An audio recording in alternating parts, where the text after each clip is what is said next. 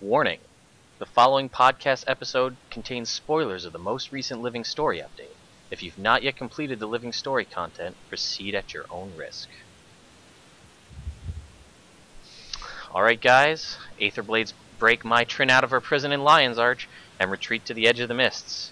Stay tuned.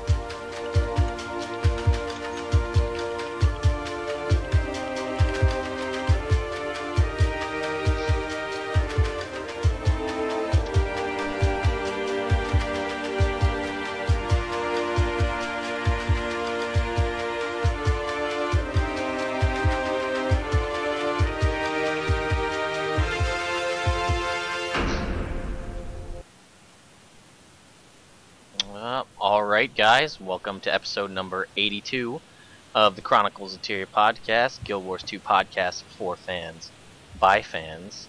I am here with only Bromms, and let's see how this... Boom! Got a new intro. We made this before the show, about 5 minutes beforehand. Also, this has been the most hectic hour and 2 hours to get this set up and actually working properly. Yeah, I think we did it though. I think we did a pretty good job considering I've never done any kind of weird editing like this. And you know, all of the sound issues and the video issues, and it's just awesome. Yeah. So awesome. On this week's episode of CoT Podcast, on the edge of our seats for Edge of the Mists, weapons to capture the heart of that adventurer you've totally had a crush on, more information on our favorite maniacal chlorophyllic villain, more excitement than things that are less exciting. So, there you go. I don't know if chlorophyllic's a word, but I like it. It sounds good, right? Yeah. So, alright, real quick, if you're listening on iTunes and you'd like to watch us live, it's twitch.tv/Chronicles of Tyria, every Thursday at 9 p.m. Eastern Time, although I think for serious, we are going to try to do this once a month stream on Saturday. I think I'm hearing white noise again. Oh no. Yeah, I think it's back. But anyway, oh, there it goes. It's just got to be Bromms. He's the white noise problem. Yeah. But my noise didn't get much of a tan this year. So. I totally lost my train of thought. Sorry, you're talking about streaming on Saturdays. Yeah, we're thinking about doing a stream on Saturday mornings, maybe around 9 a.m. Eastern Time. That way the European viewers don't have to stay up till 4 a.m. like some of you crazy people do. We'll be like Saturday morning cartoons. I know, like I'm gonna roll out of bed, literally, get a cup of coffee, and then stumble down the stairs and be like, Chronicles of Tyria podcast. Sweet. Yep. Alright, so no Naveen this week, but we're gonna truck on anyway, because that's how we do. That's how we do. We had a meme, kind of. Funny story about memes. uh, Bromms was like, guys, there's like so many new memes. Like, I can't believe there's like 15 and they're awesome. We gotta put one of them. I was excited and laughing because they were all really funny. Which, yeah. Well, would you like to tell them what happened? Yeah, well, it turns out that when I was looking for them to try to find one for the show, they were all really old memes that had been submitted a long time ago, and someone just liked them all. So when it showed up in my mail, it looked like they were new, but they weren't, and I'm just stupid. So there's a surprise. So this show is brought to you by a meme, kind of, but we don't have one, so it's not. But it is brought to you by 10, one of our guild members, or Jake, or whatever you want to go by, but donated to the podcast. There's you can donate if you like at cotpodcast.com. There's a little donate button. You're not feel obligated to in any way, but you will. The show is brought to you by 10. This, in case you're curious what these donations go to, basically paying for hosting. Yeah. Because, you know, it's not like we get so many donations and so much, you know, things that people send us, although more on that in a little bit, that we just are rolling in the dough to do whatever we want. No, we use it to pay for the hosting of our websites and iTunes. iTunes hosting is a pain if you don't know how it works, because you can't directly post things to iTunes. You have to use third-party stuff. It's complicated and a pain. You know that we got into the podcasting business for all the absorbent amounts of money that we get each week. So, yeah. So, yeah, bros. Yeah. We are going to get into our question of the week right now, which, as you know from Bromms last week, was what did a ranger ruin for you this week? And somehow, in most cases, that translated into, can you please write an epic poem about how bad rangers are? I like it, though. It's pretty. Right. I should probably explain, too. I was really, not just last week, but the last couple weeks, I've been a little bitter because there's been like so much ranger hate going on especially on Reddit, but also in a lot of the map chat stuff. And so it kind of like came to a head, and I was finally like, all right, fine. But I'm good again. I was going to send it to a picture of just you, but I feel like I screwed up the borders. Yep, it's just the top of your head. I could draw a little face on the top of my head if you want. No, we're just gonna go back. We're just gonna stay on this screen. All right, cool. Because you want to read the first one, or should I? Yeah, I'll take the first one. All right, cool. Greetings from Tyria once again. I write in again with context even for the question of the week. Rangers, did you know if you have a ranger in your party, precursors are taken off your loot table? Did you know Rangers let Logan run away? Rangers let Snaff die. I'm looking at you, Air. Did you know Rangers are to blame every time you fall off a jumping puzzle right at the end? Okay, serious now. It's true. The problem with most Pug Rangers is that they do not play their class effectively. Most Rangers seem to use bear/longbow, don't weapon swap, don't dodge, don't use pet skills, don't control their pet's aggro, spam everything on cooldown, which always knocks back the boss at the worst time. Don't take any useful utility skills, drop Healing Spring in the worst possible spot out of range of the boss, and never seem to want to stack, so aggro and AoE goes everywhere, leading to party wipes and dungeons. In short, they want to play a hunter. However, there are many viable rangers that support their party with boons, combos, fields, and DPS, no fight mechanics, maybe they run Frost Spirit, they know that the utility and support of Warhorn and Flame Trap, perhaps they carry a main hand sword or greatsword, they know how to stack, and they change their pets to deal with the fight at hand, active, passives, etc., etc., etc. In short, they know that they are playing Guild Wars 2, and not some other RPG or MMO where standing at max range doing singles target DPS works. My wife mains a ranger, I helped her build it out so it has a lot of synergy for group play. When we have time to run dungeons, it's very smooth. Stay strong, Bromms, stay strong. I believe in the ranger somewhere very deep down. Very, very, very deep down. With kind regards, Oz the powerful Asuran elementalist, which I believe is also Tori from previous weeks. If the wall of text wasn't a hint. Well, thank you, Tori, for the confidence boost. I appreciate it. There's, yeah, I could go on and on about that, but about the bear bow hunters, but I won't for the sake of everyone else. Well, did you want to read the next one that we received? I do, actually. And this one is in the form of a story, I guess, is the best way to put it. Dr. Seussian? Yeah, that's good. I was trying to make a joke, but it failed in my head, so good. All right. Every Quaggan down in Quagganville liked Winter's Day a lot, but the ranger who lived just north of Quagganville did not. The ranger hated Winter's Day, the whole Winter's Day season. Now, please don't ask why. No one quite knows the reason. It could be perhaps that his pets were too OP, or it could be that his throwing axes randomly changed direction in midair. But I think that the most likely reason of all may have been that his class was generally unhelpful. But whatever the reason, his class or his pet, he stood there on Winter's Day hating the Quaggans, staring down from his cave with a sour, rangery frown at the warm, lighted houses below in their town. For he knew that every Quaggan down in Quagganville beneath was busy now hanging a seaweed wreath. The ranger rushed down, his pet by his side, and the great big Norn lash gouged out his eyes. Wow.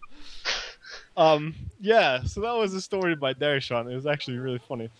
I want to do everything with a rangery frown from now on. Yep. Is that good? That's a pretty good rangery frown, I'd say. Thanks. I feel like it needs more bear bow. Yeah. Bear bow baggins. Bear bow baggins. And the last one was from... I lost the name, but it's on Google. It was on stupid Google Plus. I hate it. On our YouTube, Rangers. They made me hide my kids and hide my wife because they're messing up everything out there. Friggin' Rangers Michael Ramirez, messing up everything. Yeah. So we did also get a couple of mailbag items. Some people sent in some interesting stuff. Yeah. You want to take that one? Yeah, sure. This is from Jazz MIDI on iTunes. Naveen, I'm hurt. You said no one rated or commented on iTunes, and you said you checked. I posted, rated, and left a comment on January 24th, 2014. Now I feel like a nobody. It's not Naveen's fault, actually. It's because we have Rangers on our team. Yeah. So, yeah. But anyway, thank you, Jasmine, for commenting. Please leave more if you would like to, and I promise you that we will get them, hopefully. And read them on we don't actually have access to the way the iTunes commenting is. I think that's the thing that Naveen has on her own. So we don't actually have that. So otherwise we would have looked for that, but we can't. Yes, but we will bludgeon her into looking for it. Never fear. Yes, or other things that are bad. And also, again, to Michael Ramirez, who I know goes by another name, and I'm feeling awful because I can't remember who that is. But said, long live the teachings of Prophet Lagywn. Lagywn tells the future. I'm glad somebody recognizes my true power. At least there's one. Shut better up. Than zero. Hey, man. It's better than zero. I'm just saying. I was making a point that there's one person that believes in you, and that's better than no people. You know what? I believe in me. That's two. No, you can believe in yourself. I mean, well, I guess. You know what? Maybe you can't, but I can because I don't play Ranger. Yeah, well, bear bow. Okay. For those of you wondering real quick, because there was a couple comments regarding our lore series, if you're wondering when we're going to get out of pre-searing, should be sooner than you think. I think there's only, well, the time lapse is always screwy. So there'll be the episode that comes out tomorrow, then another one from Bromms and Carolina, then another one. I think the next one is the end of... one more, I think. Okay. There's the one. Then there's another one from me and Naveen, another one from Bromms and Carolina, and then that following week so is that 5 weeks out, should be Yes. leaving the searing. Yeah, it's definitely coming soon. We've all been looking forward to it, but we wanted to make sure that we got all of the stuff covered in pre-searing, because a lot of people just go through the main quests and leave, and they don't realize that there's all that stuff out there. And some of it is really pertinent to what we're gonna see down the road, so it'll make more sense why we did that. And a lot of it is also pertinent to Guild Wars 2. So I'm sure it probably seems like we took a long time in pre-searing, but there was a reason for that. That you'll understand probably later on once everything kind of comes together more. But yeah, it'll be soon. Yeah. Very soon. So let's do shout-outs. Bromms, did you have any shout-outs? Not really. I'm gonna give. I do actually. Yeah, I do. I want to give a shout out to Memory Burn, because he helped me get into some of the worm fights that I wouldn't have gotten into before, because I am not in a TTS guild. So he was really awesome and let me know when it was going to run and how to get into it and what all I needed to do so that I wasn't just dead weight. So thank you very much for that. It was actually a lot of fun. I typically am not big on the whole get everyone together in these super organized big fights, which I talked about, I think, last week, or complained about, I think is a better word. But yeah, it was really fun, and I'm glad he let me know. I'll probably do it again. We didn't quite beat it, but we got really close, and it was exciting. So hopefully, I'm hoping that I can be there when we actually do get to kill it on our server. All right. Yeah, I have a couple of shout-outs. A shout-out to my friend Raina, who just started playing Guild Wars 2 as a ranger. Poor girl. Yes! Yes! Oh, power. To be fair, I did come up with a fairly decent build that's not too dependent on longbow at max range. But, do you have the stream volume on, by the way? Because I'm hearing echo.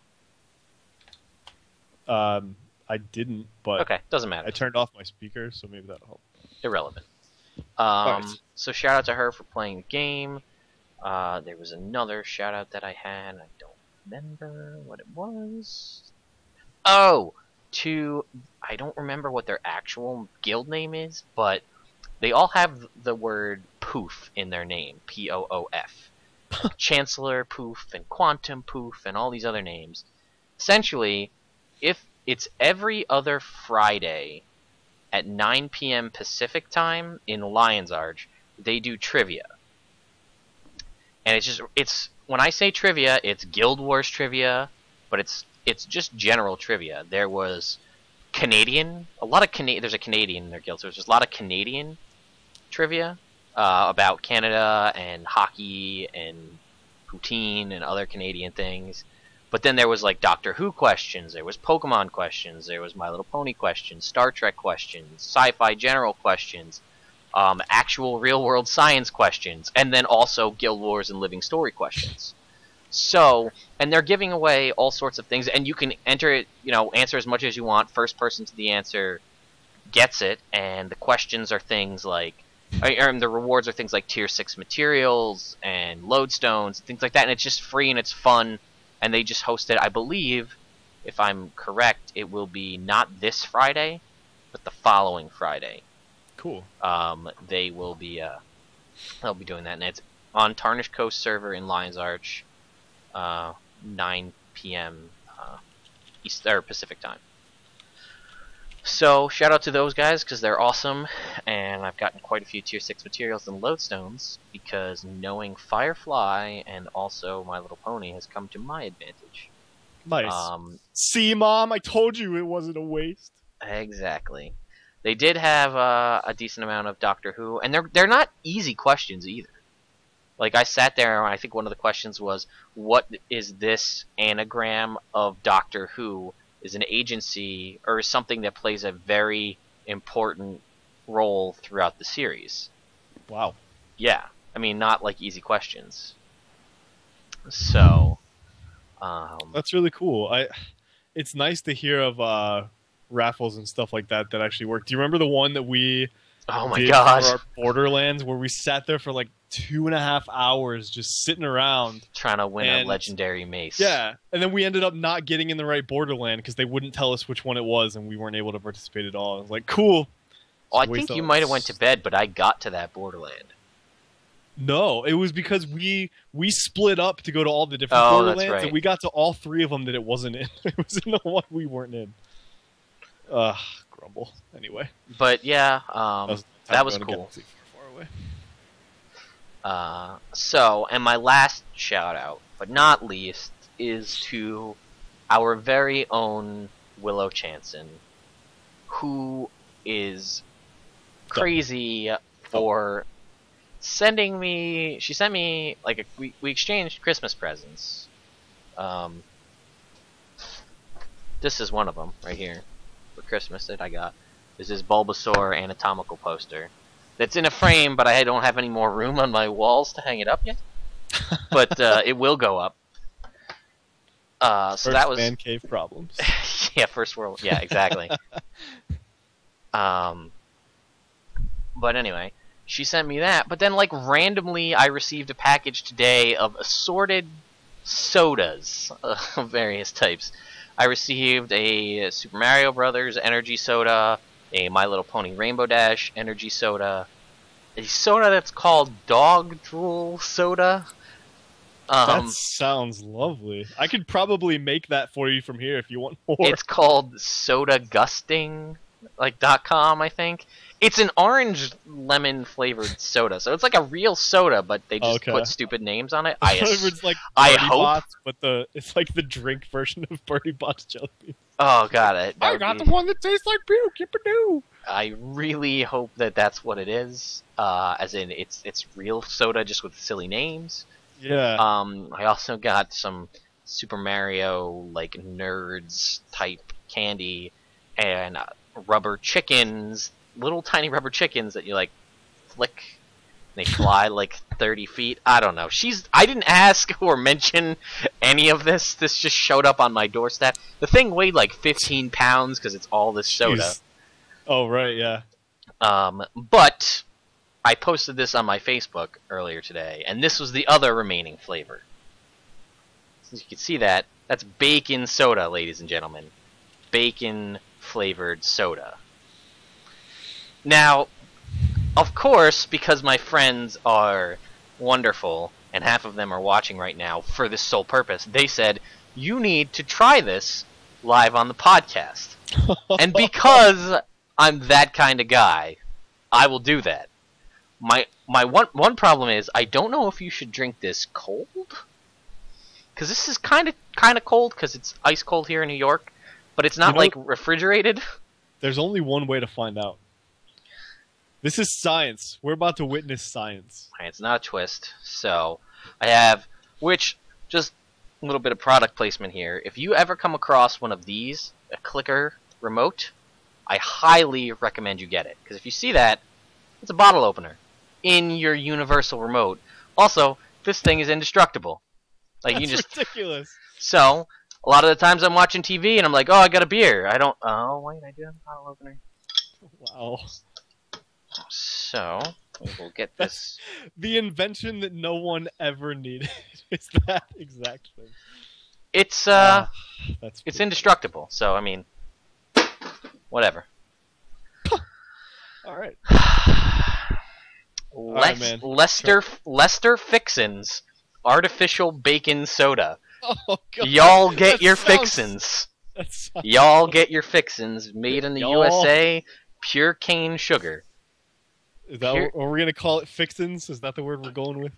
Lester Fixins, right there. And let's see if I can get this in frame here. Y'all get your fixins. That's what it says. INS. I can't say that I envy you, buddy.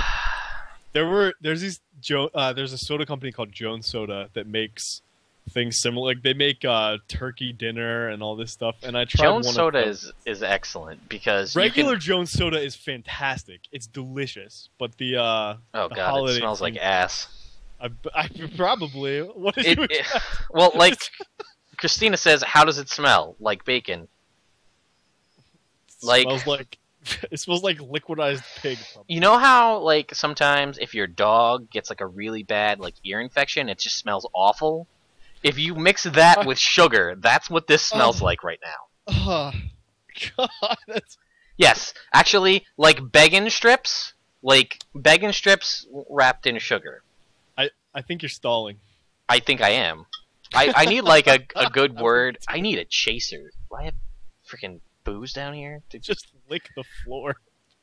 No, I actually have some vodka and some other shit over there. So, okay, guys, bottoms up.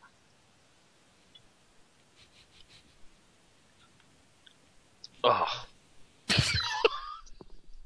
That tastes nothing like bacon. That was the sound of satisfaction. Oh, when you God. take the drink away from your mouth and you go, Shout out to my good friend James, who bought me these Zelda potion bottles and filled them with various colored liquors. This is, I believe, vodka that he used red Skittles to dye red. So it's Skittle-flavored vodka. Oh, that sounds so much better than... I think Chanson is trying to poison you. That is so much better. Not by much, but a little bit. It looks like a red potion. Well, since this was my birthday present from my good friend James, were these 3 potion bottles, red, green, and blue. Oh, nice. He actually, I'll come back and we'll talk about Guild Wars. Remember that thing? That show we do? I heard it was a game or something.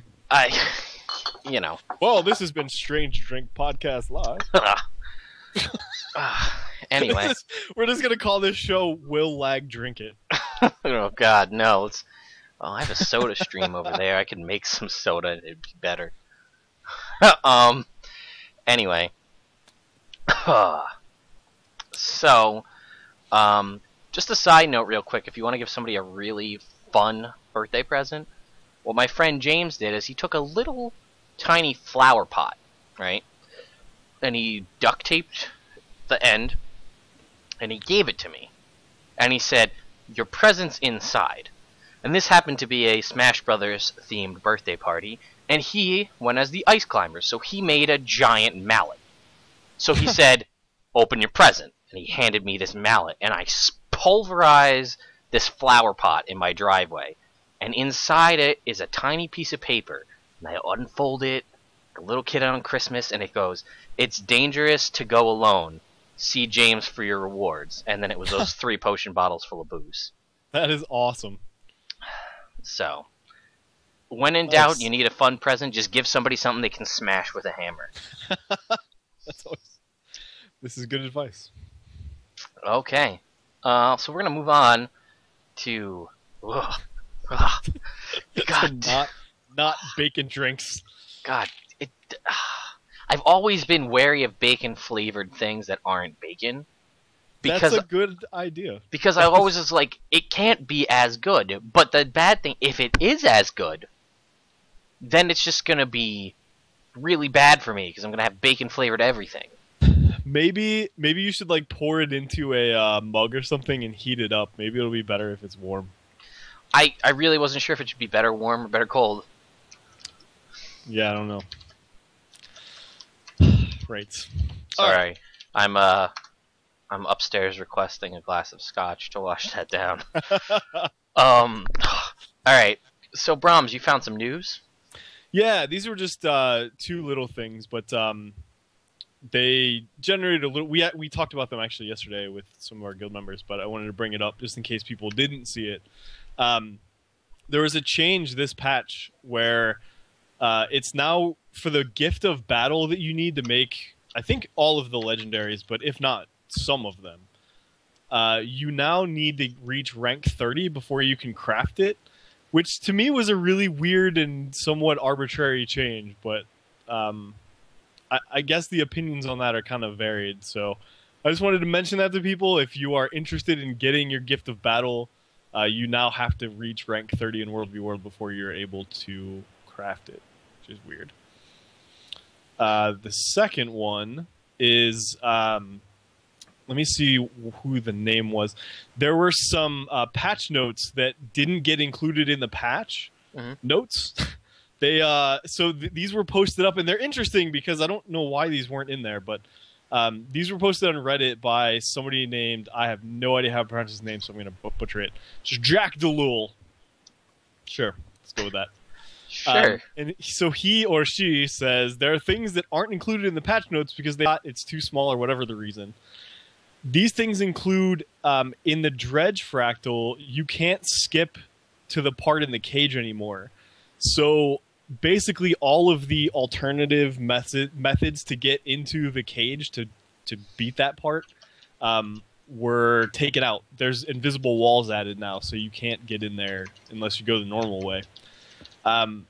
Commanders, excuse me, commanders can now see their own tags above their heads, so you know what's going on. Yeah. And if you want to buy a commander tag now, it's the normal 100 gold, but you also need 250 badges of honor, which is kind of an interesting. Like, doesn't it seem like it should be a lot more than that to get a commander tag? Like, I don't know. Wait, what is it now for a commander tag? It's 250 badges of honor on top of the 100 gold. Okay, well, at least it's not just a money sink anymore. Yeah, you have to have at least a little bit of World v World experience before you can buy a commander tag. Or 3,000 experience or 3,000 achievement points. Yeah.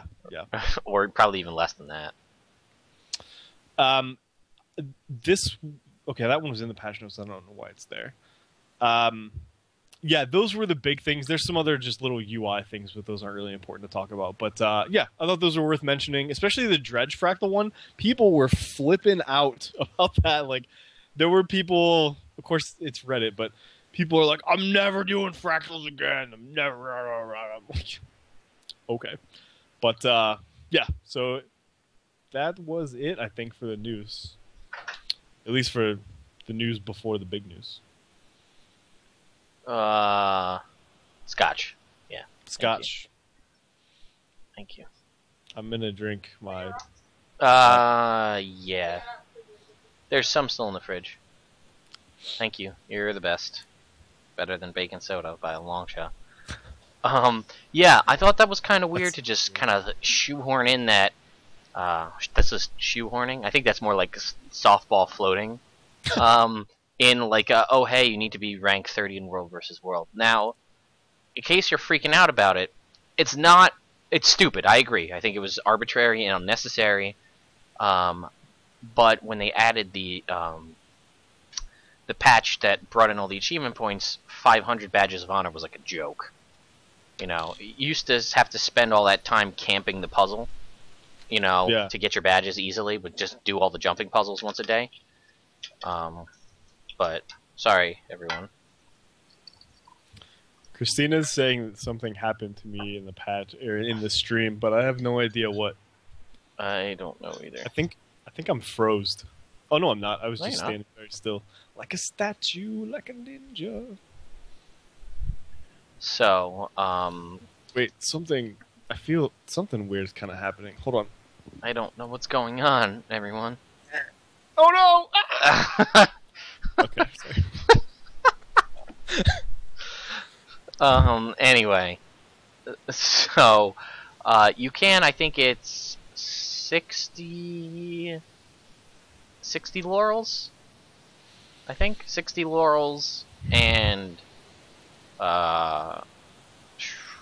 250 badges of honor, something like that, will level you up to I forget how many badges of honor it is, but that'll level you to rank 30 because you can use laurels, 2 laurels, and some number of badges of honors to level you up 1 level.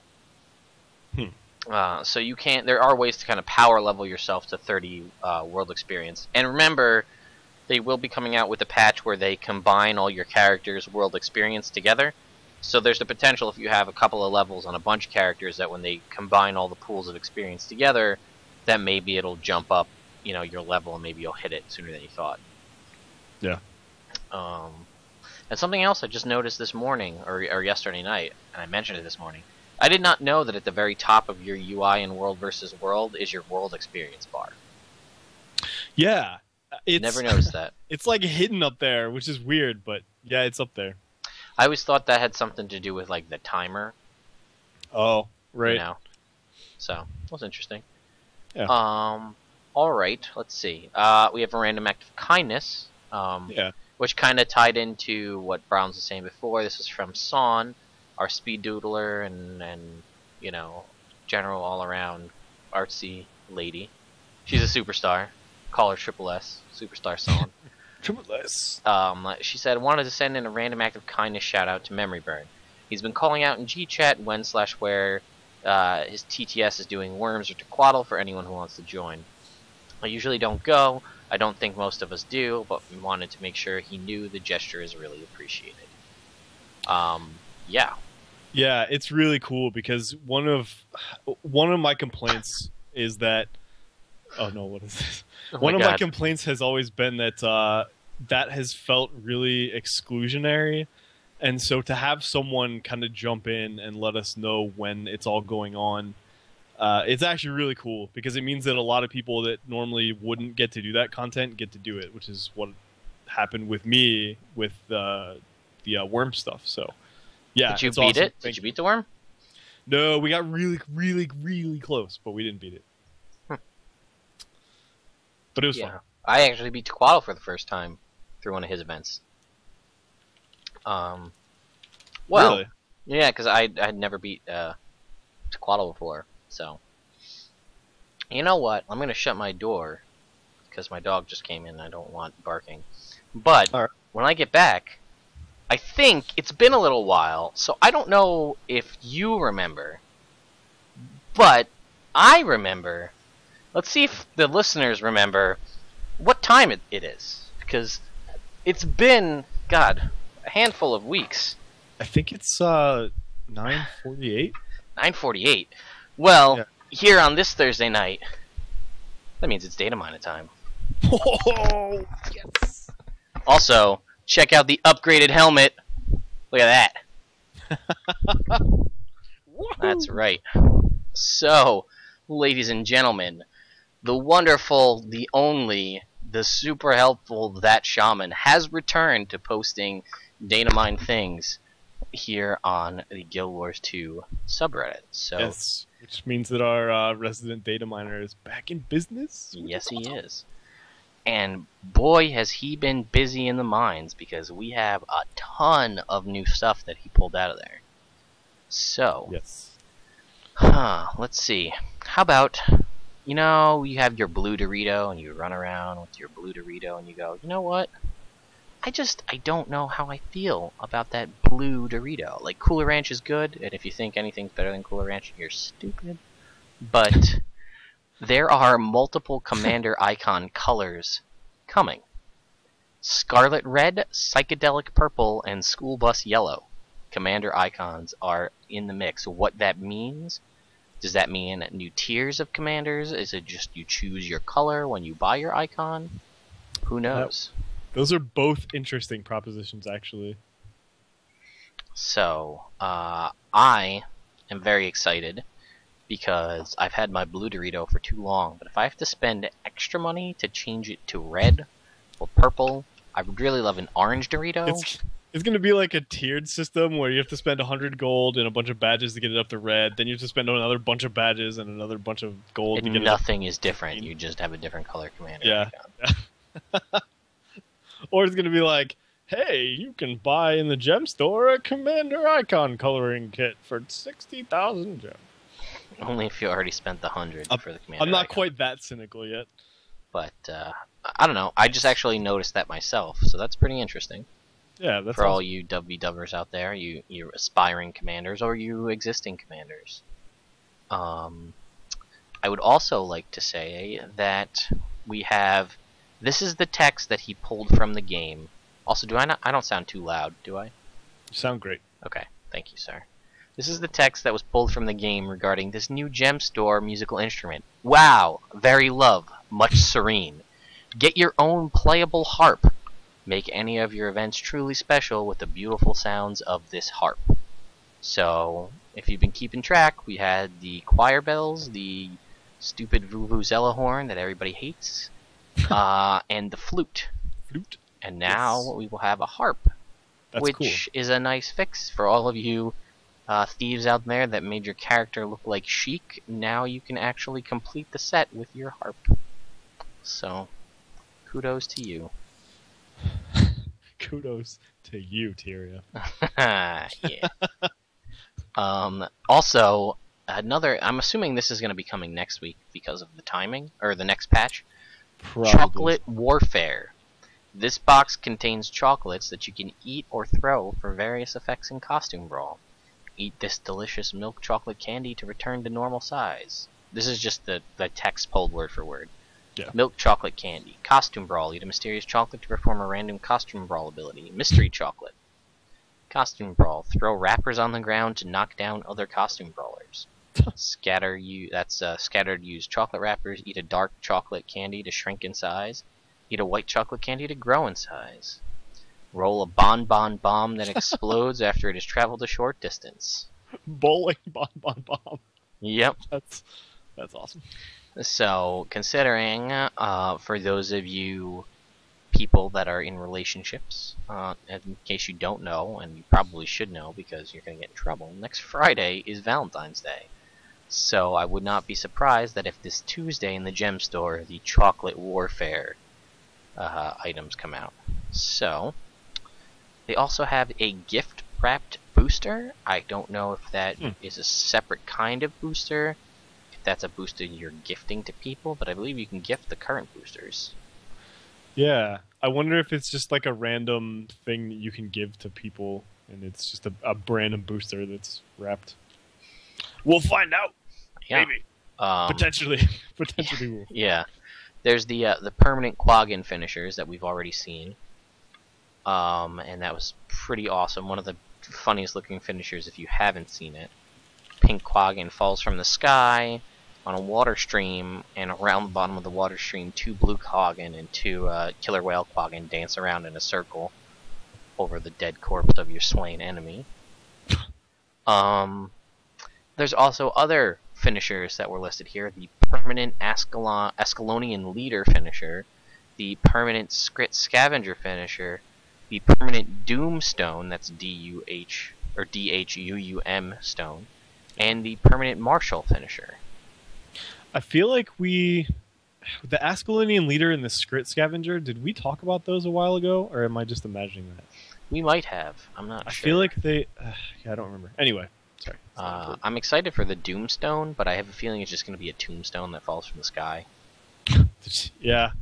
Yeah, that's probably true. I didn't think about that. I mean, it could be even cooler depending on how that goes, but...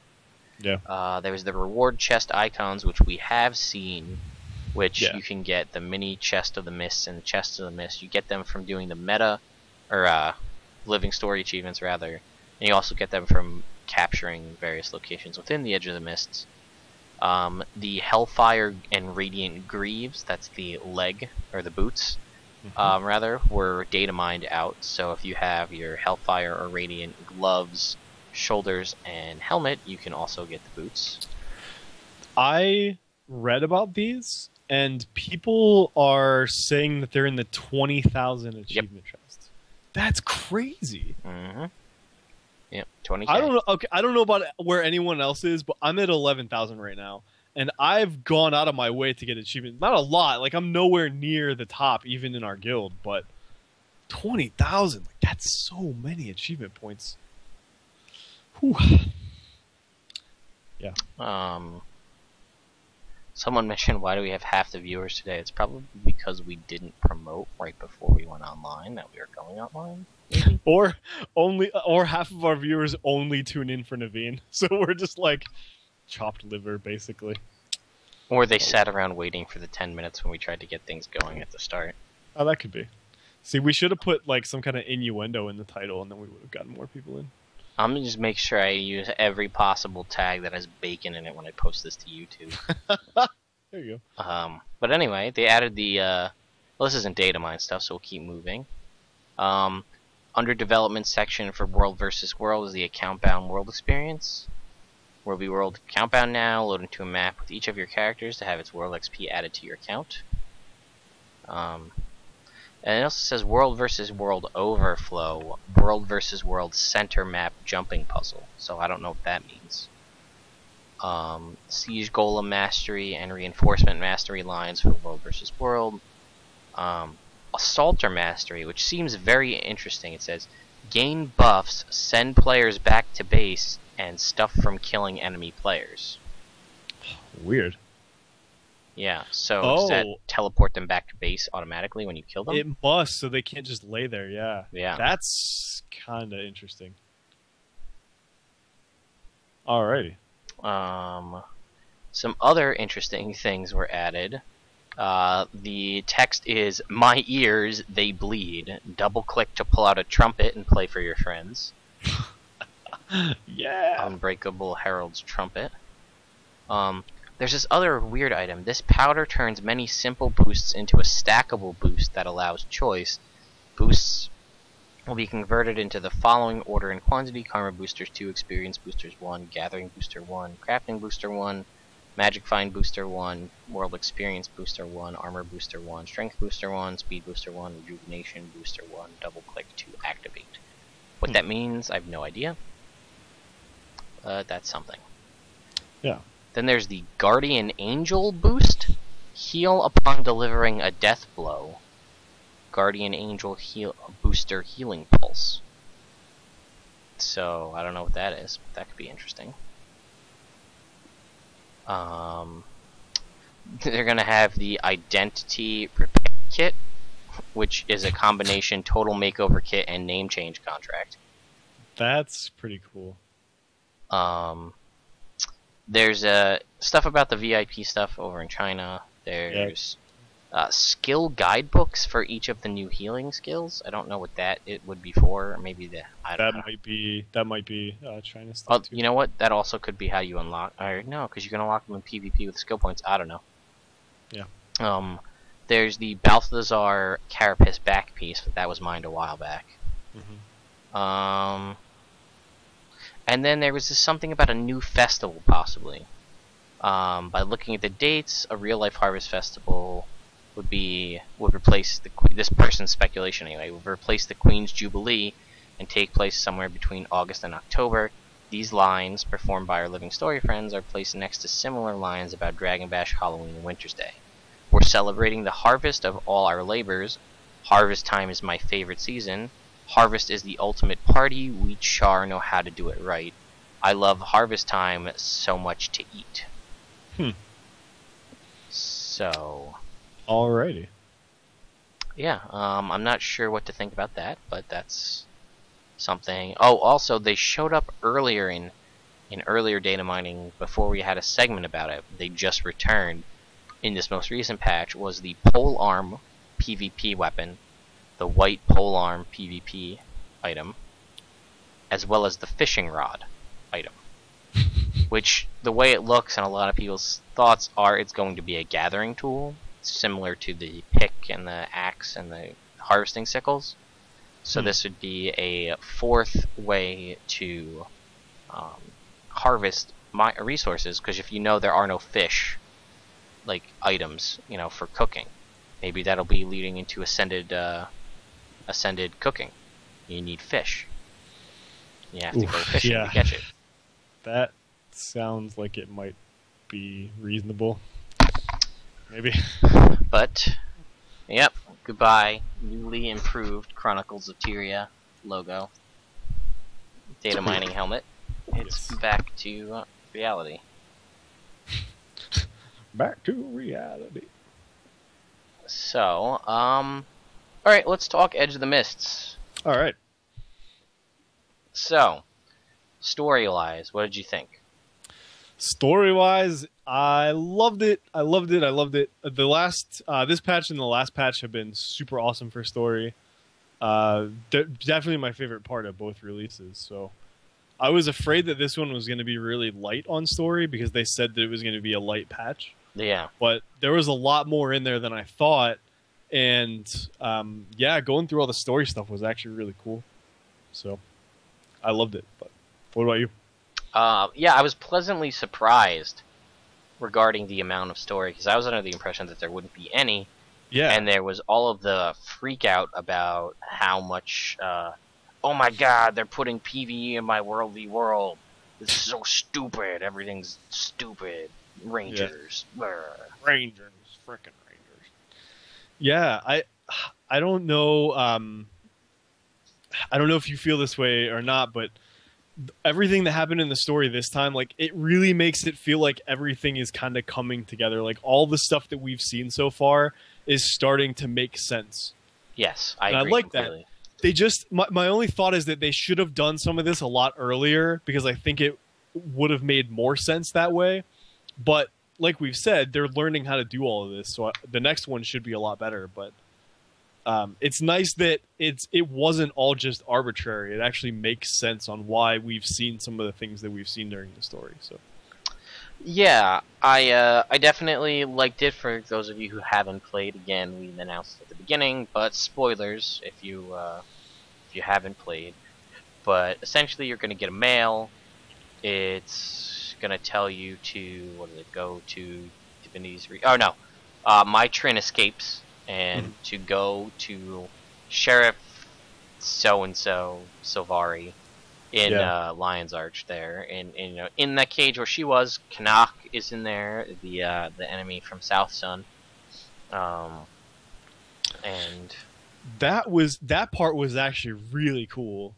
I don't know if you stuck around for his dialogue with the sheriff, but basically he's talking about how he was mistaken to do everything. Like, he was basically tricked by Scarlet, and now he wants to just stay out his sentence and go back to normal life.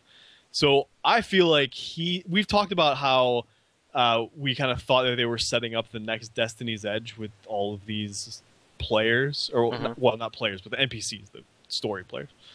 And I have a feeling that he's going to get pulled in to be the Silvari part of that equation. Yeah, that's actually, I've heard that Wooden Potatoes mentioned that as well. Okay. That he thought that, but he has some serious qualms about Canuck, because how badass he was in the blog posts, you know, throwing a bag of decapitated heads at an Asura, you know, because he's like such a dark badass character. And then when you talk to him in Lion's Arch, he's like, I'm not going to try to escape. I'm going to atone for everything. I'm a bad person. Yeah, I mean, I guess it kind of makes sense if you think of it as Scarlet really convinced him that what he was doing was right and that all of us were wrong. Maybe he's just, you know, if he's that passionate about what he's doing and he thinks he's doing the right thing, then some of that you could maybe work into. I don't know. I can see what you mean, though. It is kind of a weird dynamic that they have going with him, but yeah, I guess we'll see. It seemed interesting to me that it was like, well, they can't do this Destiny's Edge thing now because there's not a Silvari, and then boop, all of a sudden, here's one that seems like he might be getting set up to be part of that. So, yeah. Yeah, I would actually be okay if Destiny's Edge 2.0 had Marjorie and Casimir as two humans. Yeah. And they didn't have a Silvari. See, I think they're going to kill one of them. Yeah. I'm almost positive they are. Yeah, and it's going to be Marjorie. Yep. But probably. Let's hope that it's Casimir. See, I like Casimir a lot after the last update because they've fleshed her out more than just the blonde bimbo sidekick. Like, she actually has reasons to do what she's doing, and she has the potential to be a really cool character, even though I'm not a big fan of her personality, but I feel like she's a real character now instead of just the sex appeal, basically, which is what she felt like before. So, yeah, I'd rather have her die, and then maybe she comes back and she's like the Winter Soldier, you know? Out of context, it just sounds so funny. It's like, yeah, I'd rather have her die. Yeah, that's what I'm saying. Have her. You know what? She could not die and then come back and be the villain. She could be Winter Soldier to Casimir's to Marjorie's Captain America. See, that'd be too much like Cave and Fallon, I think. To be fair, Fallon, they never thought she died. She was just a jerk and left. Yeah. I mean, what if they think Casimir died and then she becomes corrupted by a dragon? And she becomes this badass character. And then Marjorie has to go through this turmoil. So what you're saying is like she looks into the eternal alchemy or something, and it like something like that, and like she becomes slowly insane or something, and then like starts taking over some of the robot, like the mechanical things in Tyria, and starts making alliances with other groups. It sounds completely original to me. I think that would be compelling. It would never work. A year of that would be amazing. Yeah. I don't know if I could live without that for every 2 weeks for a year. It wouldn't work, man. It's never gonna work. I just is that like too meta? Alright. But yeah, I feel that you're probably right, and it's most likely gonna be Marjorie, so that Casimir can become, you know, strong. Be strong for me. That'll be that's exactly what it's gonna be. She's gonna die, and her last words are gonna be like, "Be strong, Casimir. You can do it. Whatever." You heard it here first, folks. Yep. You heard it here first. From Prophet Lagywn. I think I pointed the right way. I can't actually tell. Oh, that's fine. Well, you can't be wrong that way. Yeah, exactly. So anyway, you talked to Canuck, and I didn't actually know that he was tied to Scarlet. I didn't think Scarlet was involved in that. I thought it was separate. Because I listened to Wooden Potatoes thing, and he was like, "Oh, it was so great that it was separate from Scarlet." But then, I almost messaged him, but I didn't care enough to be like, in Scarlet's lair, the sclerite. There's a piece of like sclerite chunk on her desk, so she knows about that. So she was probably involved. But yeah. So then after you learn about that, you go to the Dead End Bar, where Casimir and Marjorie are talking about curtains, and then you have a conversation with them, and then all of a sudden Rox shows up, and then Rox is flat out like, "Are you two a mated pair?" And Marjorie's like, "We're still negotiating." Yeah. And then they ask Rox if there's anybody special for her, and she talks about someone that she had feelings for that was in her old warband, which if you haven't read her story, the blog post about Rox, it explains her whole backstory and how she became a Gladium and the death of her whole warband. But yeah, check that out. Then they send you to go find Bram and Timey, who have traveled into the Edge of the Mists, and if you did it on day 1, you waited like 8 hours. Yeah, holy cow. Because it was not available. And there were a lot of people complaining, because it's like, hey, remember how this is the only big thing for this patch? It'd be nice if we could play it. Doesn't work. Yeah. I did get a lot of Starbound in that day, so I guess that's one bonus. That's something, right? Yeah. So you eventually get in there and you talk to Bram, and he says, you know, my Trin escaped into the mists, and Timey chased after her, and I followed her here, and blah blah blah. I'm stupid Norn. Don't talk about my mom. So I think you actually say something like, "What's your mother think about this?" He's like, "Don't you talk about my mama." Right? He's like, "It's best if you don't bring her up ever again." Oh, okay, sorry. I mean, we know she commanded that whole group that failed because of a certain human running away. But we did learn more about Timey, which was actually really cool. I love this character. Is it? Yeah, she's great. She's so cool. She and Marjorie make this game like playable. See, I do legitimately really like Rox and Bram now. I didn't at first, but they've grown on me, big time actually. So, but yeah, Timey's just awesome.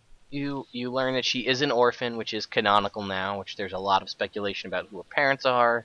Yeah. The current big running theory is that Omad, Scarlet's mentor, who hooked her up to the machine that let her look into the mists, that she then promptly murdered afterwards, is Timey's father. We know she is Zoja's ward, but through conversations and kind of stuff you pick up from her and conversations from the devs, Zoja doesn't like her because Timey quit school and took her education into her own hands because she's just so smart, and that pisses Zoja off because she might be smarter than Zoja.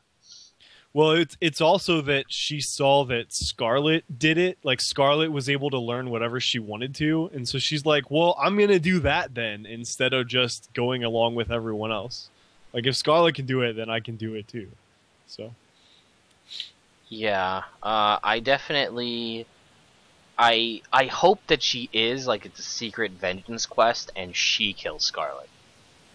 Because I honestly, at this point, I don't care if I kill Scarlet. I just want her dead. As long as Logan Thackeray does it, I'm okay with anybody else doing it. Yeah. Really. You know what? You know who I actually seriously hope it is? The By Ogden's Hammer guy. By Ogden's Hammer. Like, she comes into Lion's Arch like she's gonna take over the place, and then, you know, By Ogden's Hammer. Yeah. Gone. My only hope is that it's a one-time event, and that it's not a dungeon where it's like, run this dungeon 6 times, and each time you get to beat Scarlet. Like, it needs to just be like a one-time thing. In my that's my preference, but anyway. Well, yeah, we'll get back to that in a second. Yeah. So timing. Yeah. You learn what is probably what makes her the most endearing character and the most adorable character. Is her golem Scruffy is a golem she built herself, which most Asura do. The reason that she rides on Timey everywhere is that she has a severely debilitating degenerative disease that makes her legs incapable of walking long distances. Like, she specifically says, like, I can get up from the bed and go to the bathroom. But that's about it. Like, long distances, no.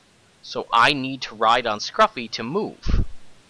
Yep. And she says, there's no cure for my disease, and I don't know yet if the degeneration will spread to the rest of my body.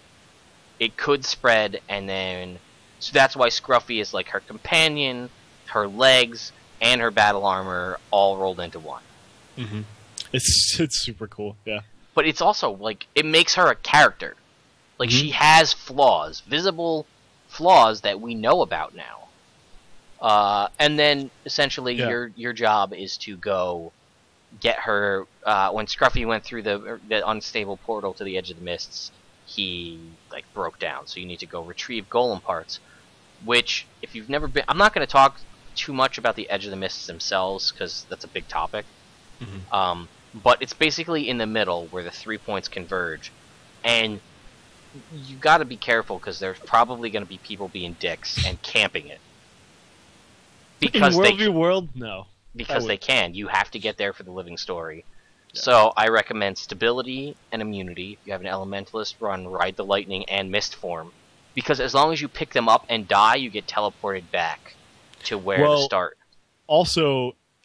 Without going into it too much, if you start on one of the sides, which is luckily where we started as Tarnished Coast, there's a buff that you can get that makes you a ball of light, so you get extra speed, and I think you're invulnerable until you attack somebody, right? You are immune to conditions and damage, but not CC. Okay, so you can still try to get down there that way. That's probably the best way to do it. You can stay in that form for 3 minutes or something. Okay. And you stay in that form until you attack, and your attack is a massive damage knockback AoE. And awesome. Being very aware of your surroundings and the edges is the most important part. Bring stability and watch yourself, because getting knocked off the edge is the easiest way to kill somebody in this game. In that map. Yeah, that's my second favorite part of the patch, is that I have knockback arrow. But anyway. And the other thing is, again, if you don't know, stability or stun breaks in midair will stop you where you are. So if you're about to go for the edge and you have an instant cast stun break or stability, pop it, because it'll stop you where you are. You won't like continue and then stand up. It'll stop you before you go off the edge.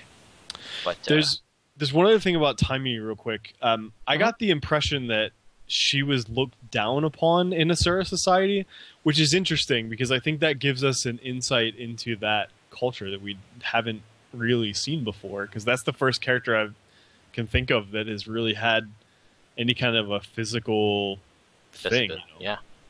So, yeah, it's just little things like that. Like, alone, it's not that big of a deal, but it makes the world feel more like it's real and not just a video game. Like, yeah, I love when they do stuff like that. So, anyway. Yeah, so after you talk to Timey and fix Scruffy up, you're summoned back to the Dead End Bar, where Marjorie had mentioned that she used to be part of the Derman Priory herself. She still had contacts there and was reaching out to them her information. Which, if you don't know, if you are a member of the Derman Priory, when she says that, your dialogue will be different. You will say, "I'm a member too, so I'll see if I can't help." So I was on my vigil character when I did that with her, so I didn't see that. yeah, you will say like, "I'm a member there myself," or something like that. Cool. And then you go back, and this is basically Living Story Recap 101. Yeah. Where essentially there are 10 different pieces, artifacts retrieved from the Derman Priory, all relating to Scarlet, from all sorts of different things, like a mini thumper turret and Molten Alliance stuff, and yeah, parts from the marionettes and her journal. There was the vial of toxic ooze, whatever stuff. Just all kinds of stuff that relates to all the different events. So you talk to them, and you get the backstory behind it, and then you're basically given 3 investigative options to choose from. And I didn't know about this, but apparently you can fail that.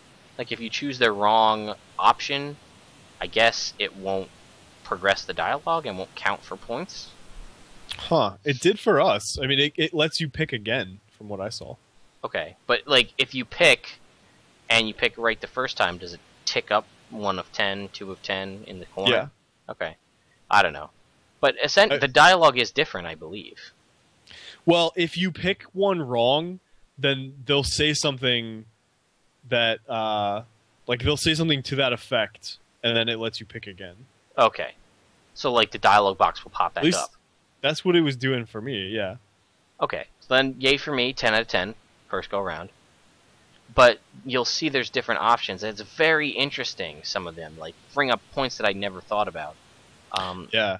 Like, possibly, what if Queen Jenna hired Scarlet to build the Watch Knights? Was one of the theories in there. Right. Because we didn't know Scarlet was really evil at that point. We didn't know who she was. I mean, yeah. Yeah, we knew that Scarlet, through my Trin, Scarlet was the person behind the Aether Blade attack in the Molten Alliance. But we didn't know... But you know what, maybe when Queen Jenna hired to have the Watch Knights built, maybe she didn't know that Scarlet was evil. Maybe Queen Jenna's evil. That'd make Naveen happy. Well, yeah, basically what I got from that is that Jenna had built all of these watchwork things for basically, I guess, for protection, but then Scarlet managed to hijack them all. Basically, yeah. But there was a lot of interesting stuff there. There was something from the Thaumanova reactor was there. Yeah. But yeah, there was lots of interesting stuff. But I guess from what I'm hearing in the chat here, they'll say something to the effect like, "Oh, that's not right," or maybe you should take a look again. But I guess which ones I picked were the right ones the first time because they just had, subsequent dialogue. Yeah. So, kudos to me. But basically, all the evidence points to one thing, which I also forgot to mention from before. The thumper turret in the water of Lion's Arch changes from red to green. Yes. And all of the dialogue that you pick up, and if you remember what happened in Scarlet's Secret Lair, all signs point to Scarlet attacking Lion's Arch. Which also fits into that one trailer video we saw a while back. Which we totally called, by the way, last week. With the broken surrogate. Yeah. Now, what does this mean? Like you said, I hope it's not a dungeon you can continually run. I, honestly, if they can do it right, I hope it's like the Karka event. Where it's a one-time event that happens, and if you're there, you're there. If you're not, you're not. Sorry, you're shit out of luck if that's not the case. And that sucks, and I agree, but that event was something that you were... I mean, if you could actually see it, which no one could, but if you were there, you experienced it, and it only happened one time. That itself only happened one time. The event there happened once.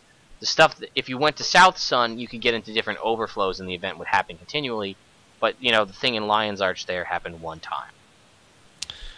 I have a feeling they won't just because they got so much backlash, but yeah, I guess, ultimately, if you completely take out the logistics of it, that would be a cool way to do it, because then it's not like Scarlet's attacking again, even though you beat her. Like, it doesn't make sense. But from a game perspective and from a logistical perspective, I don't know that that's possible. But it's over a year later, though.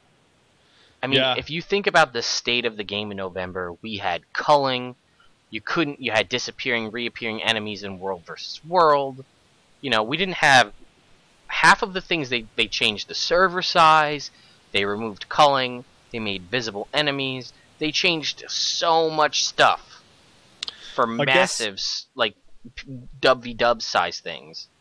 The thing is, though, like, I've been following this living story stuff really closely for the last year, especially recently because I'm really getting into it. And if something happens in my real life and I have to miss the culmination of all of that, and there's one event, I would be really disappointed, because I want to see what happens. And, like, I could watch it on YouTube or whatever probably, but it wouldn't be the same as actually being there. And so I think it's tough, because I like the idea of it only happening once, but realistically I don't know that it's something that they would do. I guess we'll see. I mean, I agree, but that really comes back to that whole dynamic living world. If you're there when it happens, you're there when it happens, and you can regale the tales of your honor in that fight.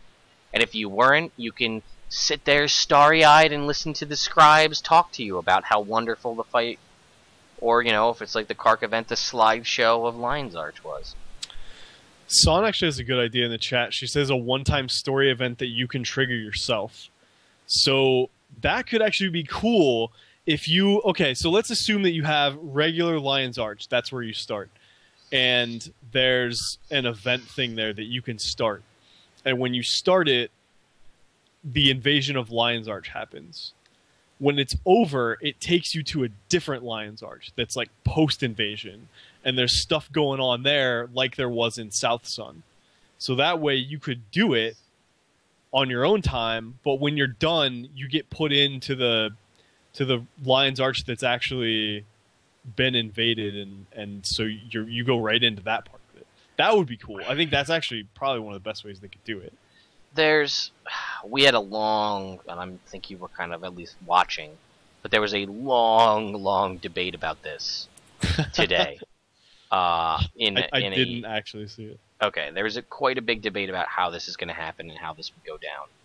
Because how's it going to happen? They've said several times that, 1, nothing is sacred, anything can be destroyed. And 2, the coming events that end this living story will, quote, rock Tyria to its core. Now, what would do more than any of that and flip everybody out would be nuking Lion's Arch to some degree. I would actually like to see them do that, just because I think it would be cool. There's a lot of really awesome potential with what they could do if they do that. But here's the problem with that, though, and this is what I'll say. And you know what? This I actually don't know, and this Sean mentioned it there, and I want to know. Those of you that haven't done it or are at that point in your personal story, please go on an alt and tell me. Because, again, like she mentioned in Kessex Hills, if you were under level 25, you were still in classic Kessex Hills when the toxic nightmare thing happened. If you were level 25 and above, it teleported you into a new instance automatically. And you played that story instance, and then you're in new, current Kessex Hills. Well, if you go to Kessex Hills now, it's changed forever. What if you have a personal story event that takes place in Kessex Hills right now? What version of Kessex Hills is it? If it has anything to do with a centrally part of the map. Actually, I can answer that, because I did that on a lower level character. I went and did one of the story, because the Vigil, if you're a Sylvari and you select one of the... I'm sorry, it's the Priory. If you just the Priory mission where you have to go check out one of the Risen is attacking one of the forts there. I forget which one it is. And you have to use the little golems to like blow up the Risen. Mm-hmm. When you enter that instance, you can see that it's the new Kessex Hills. Like there's... Oh, it is? Yeah. Okay, good. Yeah, so they actually changed that. Because this brought a problem that a lot of people, this was the big issue, was, well, even if you haven't, even with what Bromms said, check it out for yourself because it's pretty interesting when you think about it. If they nuked Lions, like full on nuked, it's gone. Gone. No more Lion's Arch. One, think about what that would do for the racial cities of the world. Okay? How many people would you see in the Grove? Or Radasum? Or, Holbrack? It'd force you to go back to your home world, and then that's a great time to try to shoehorn more stuff into your home instance because you're going to be there. Well, yeah, one of those cities would definitely become a hub of sorts, and it'd probably be Divinity's Reach. Probably, but irrelevant. Yeah. What happens to your Claw Island personal story? That's a good question. Your sneak the minister's daughter out of whatever for the Order of Whispers. Your Vigil go search underground under the sewer system.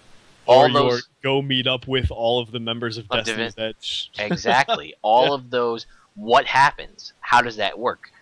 Are they going to rework? Are they seriously, all this crap they've been talking about all these people working behind the scenes on these secret projects, are they going to totally change the personal story for those people, like, going forward? Is that a thing? Probably not, but... I would love to see that happen, but yeah, probably not. I would love it, too. I love the idea of no more Lion's Arch.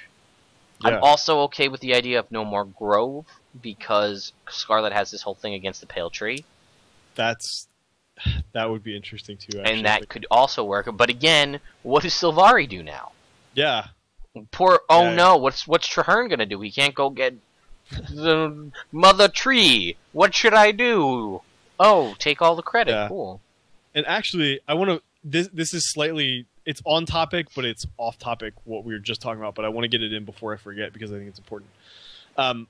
I ran around looking for Cave because she comes up. If you did the Twilight Arbor level 80 instance, there's mention there that Scarlet knows something about Cave that we don't know. So this comes up in that room where Marjorie and Casimir and whatever the Asura guy are. She gets mentioned there. So I wanted to go see if I could talk to Cave and if she would say anything. And she didn't have any new dialogue. But the Pale Tree did. And it was only if you're a Sylvari character.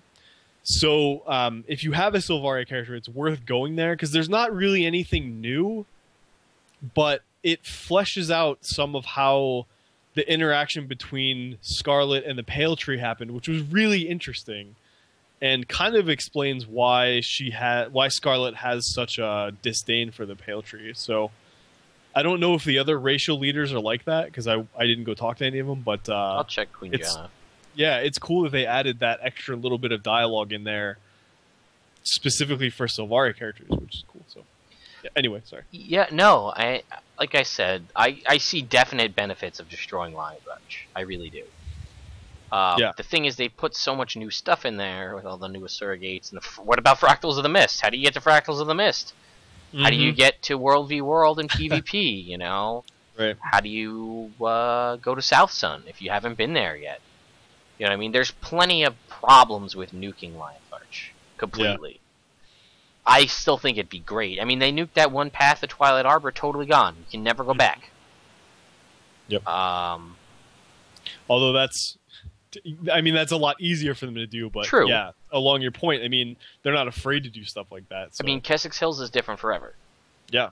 And so is Lornar's now. Yeah. At least I assume it's going to be. It'd be silly if it went back to normal. No, it wouldn't. I mean, you'd still have those areas. There wouldn't be anything happening there. Unless, you know what, we don't even know what's going to happen when the Marionette's gone. Right. And speaking of the Marionette, I haven't checked all the lanes, but I checked lane 1.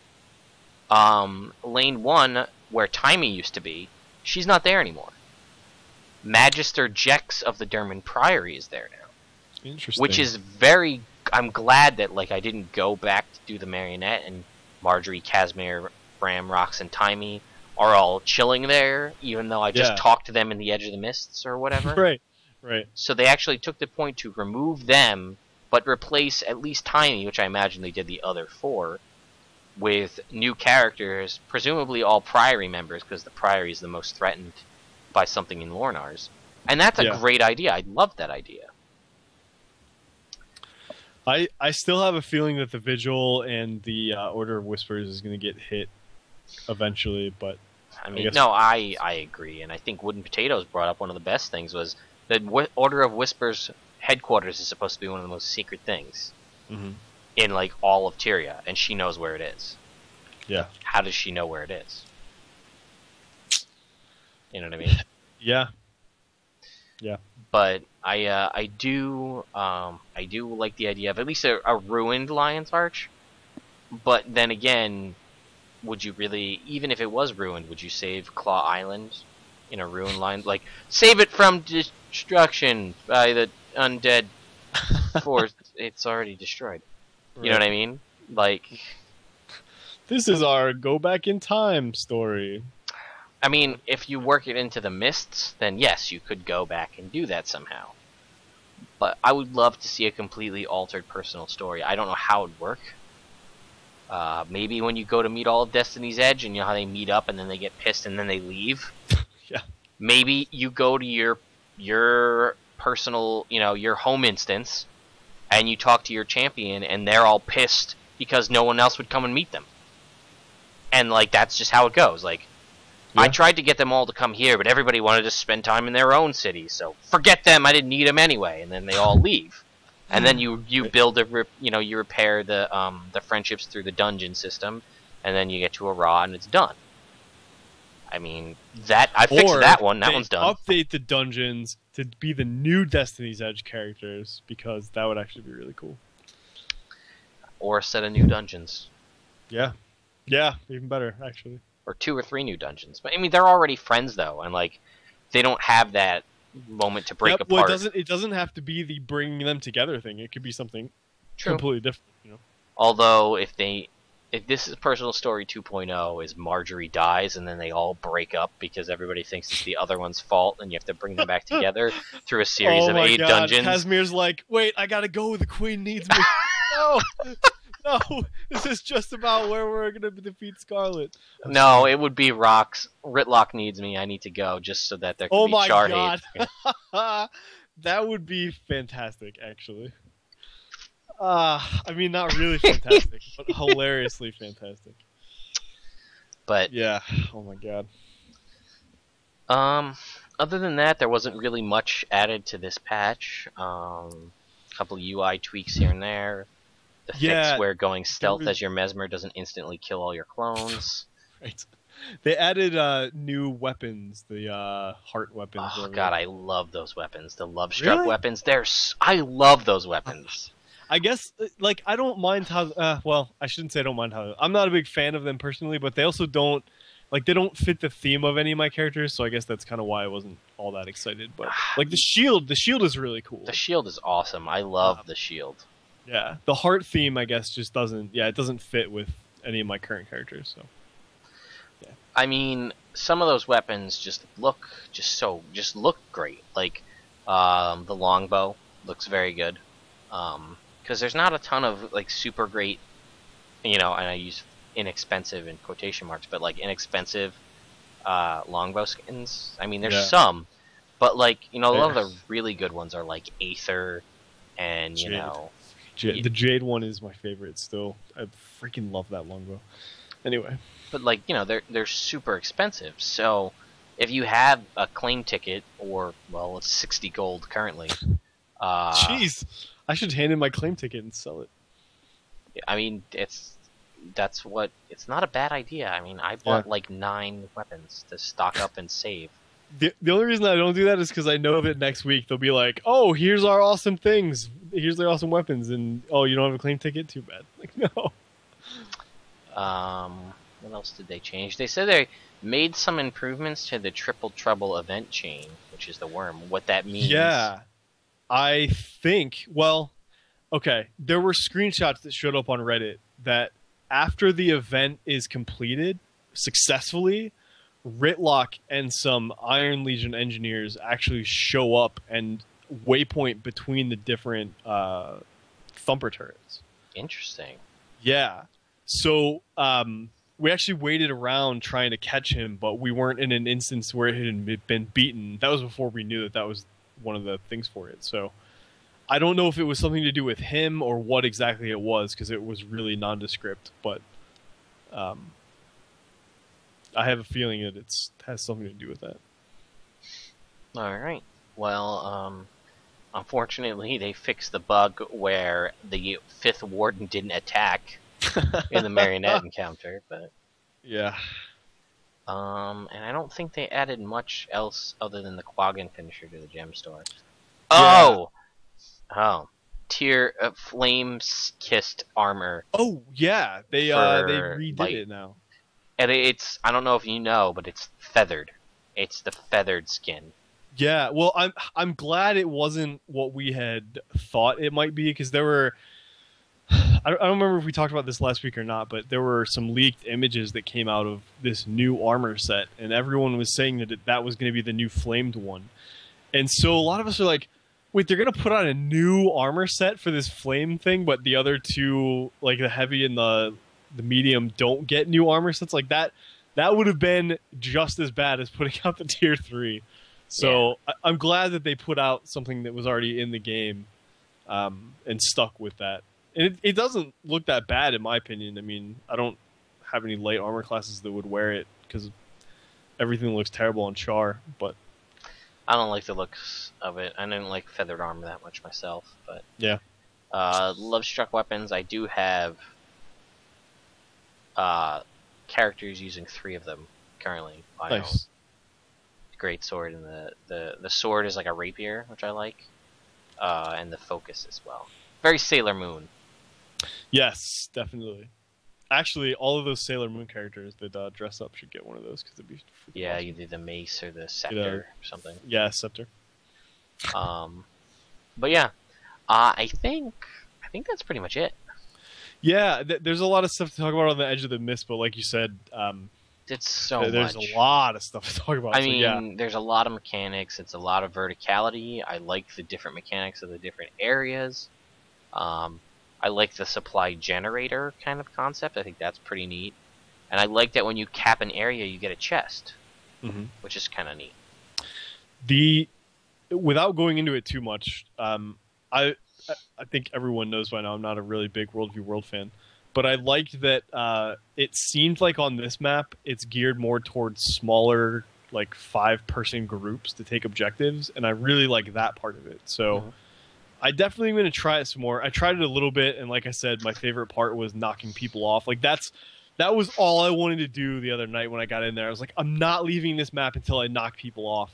And I was able to knock off like 2 or 3 people, which is just the best thing in the entire world. So that made it worth it. But I did have fun in there. I'll definitely give it a try some more and see how it is. But I definitely see it. I'll be playing it a lot, because me and 2 other random people not on voice chat, just roaming together, managed to hold off a group of 15 people by ourselves by utilizing, the edge that you can knock people off of. Nice. And it was just fantastic. Yeah. They're running away, and I lure 3 people to near the edge, and then pop the Guardian Shield 5, and blunk, off go 3 people.